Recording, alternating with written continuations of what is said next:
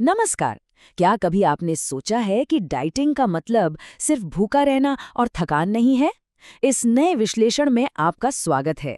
आज हम एक ऐसी बेहतरीन चिया सीड पुडिंग रेसिपी को डिकोड करने वाले हैं जो वजन तो कम करती है लेकिन कमजोरी को आसपास भी फटकने नहीं देती। बिना किसी देरी के चलिए सीधे शुरू करते हैं।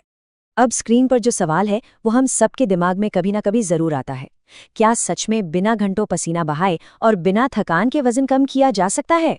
आमतौर पर होता यह है कि डाइट शुरू करते ही बॉडी की बैटरी लो हो जाती है और लोग बीच में ही हार मान लेते हैं। लेकिन आज जिस रेसिपी को हम समझने वाले हैं वो इसी आम परेशानी का एकदम सॉलिड सोल्यूशन है। ये सिर्फ एक नुस्खा नहीं है बल्कि एक पूरा पैकेज है जो ऊर्जा के स्तर को बनाए रखता है। तो चलिए सबसे पहले बात करते हैं इस कॉन्सेप्ट के बारे में कि कमजोरी के बिना डाइटिंग आखिर काम कैसे करती है। इस पूरे प्रोसेस की नींव है लो फैट दूध। इसे बनाना बहुत ही आसान है। बस 1 कप दूध उबालें और उसके ऊपर की मलाई हटा दें।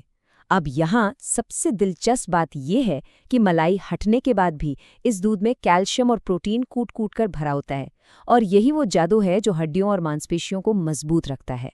यही वजह है कि इस तरीके से डाइट करने पर वो आम थकान और कमजोरी बिल्कुल महसूस नहीं होती, जो अक्सर वजन घटाते वक्त परेशान करती है।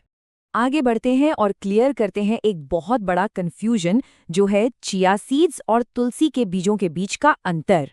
यहाँ लोग अक्सर गलती कर बैठते हैं। कई बार लोग तुखमलंगा, जिसे हम बेसिल सीड्स या तुलसी के बीज भी कहते हैं, उसे गलती से चिया सीड्स समझ लेते हैं। देखिए, ये दोनों दिखने में भले ही थोड़े एक जैसे लगें, पर ये बिल्कुल अलग हैं। हमारे स्रोत के मुताबिक वजन घटाने के इस खास तरीके में सख्ती से सिर्फ और सिर्फ चिया सीड्स का ही इस्तेमाल करना है। अगर यहाँ गलती हुई तो पूरी रेसिपी का असर खत्म हो सकता है, इसलिए इस पर खास ध्यान देना जरूरी है।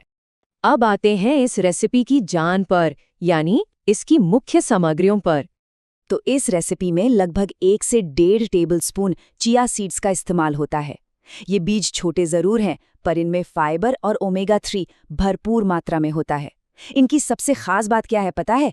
ये पेट को लंबे समय तक भरा हुआ महसूस कराते हैं, तो वो जो बार बार कुछ खाने की क्रेविंग होती है ना, वो बिल्कुल गायब हो जाती है।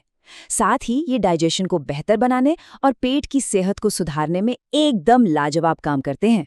इसके बाद बारी आती है केसर की, जिसे ज़ाफ़रान भी कहा जाता है। बस 2 से 5 धागे ही काफ़ी है, इससे ज़्यादा बिल्कुल नहीं डालना है। अब ऐसा लग सकता है कि ये सिर्फ रंग या स्वाद के लिए है, पर ऐसा नहीं है। स्रोत के अनुसार केसर मूड को बेहतर बनाता है, स्ट्रेस कम करके अच्छी नींद लाने में मदद करता है और यहाँ तक कि मेटाबॉलिज्म को भी हल्का सा तेज करता है। और हाँ, आगे चलकर हम देखेंगे कि एक बहुत ही ज़रूरी विजुअल इंडिकेटर का काम भी करता है। स्वाद और न्यूट्रिशन को एक लेवल और ऊपर ले जाने के लिए इसमें 2 और बेहतरीन चीज़ें मिलती हैं। पहला, बारीक कटे हुए 2 बादाम जो दिमाग और दिल के लिए ज़रूरी हेल्दी फैट्स देते हैं, और दूसरा, मिठास के लिए। रुकिए, यहाँ सफ़ेद चीनी बिल्कुल नहीं डालनी है, उसकी जगह 1 चम्मच शहद मिलाना है।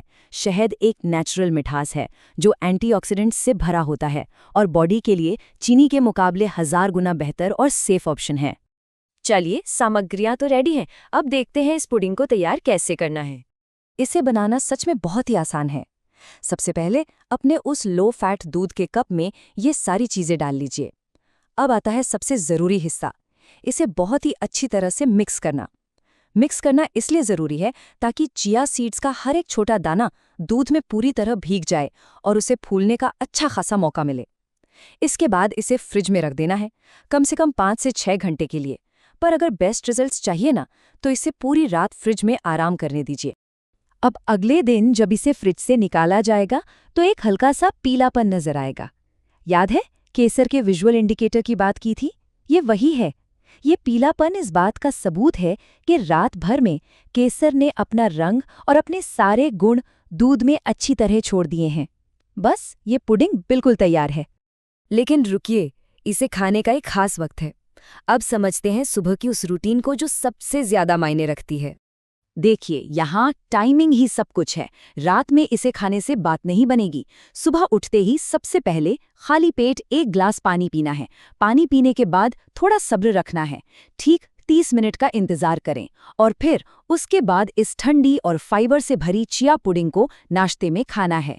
ये जो स्टेप बाय स्टेप तरीका है ना, यही पूरे दिन भूख को कंट्रोल में रखेगा और वजन कम करने के गोल को स्पीड अप करेगा। अब इतनी मेहनत की है तो कुछ रूल्स भी फॉलो करने पड़ेंगे। चलिए देखते हैं सफलता के क्या नियम हैं। स्रोत ने कुछ बहुत ही सीधे लेकिन सख्त नियम बताए हैं। सबसे पहला और सबसे जरूरी, चीनी को डाइट से पूरी तरह आउट कर दीजिए।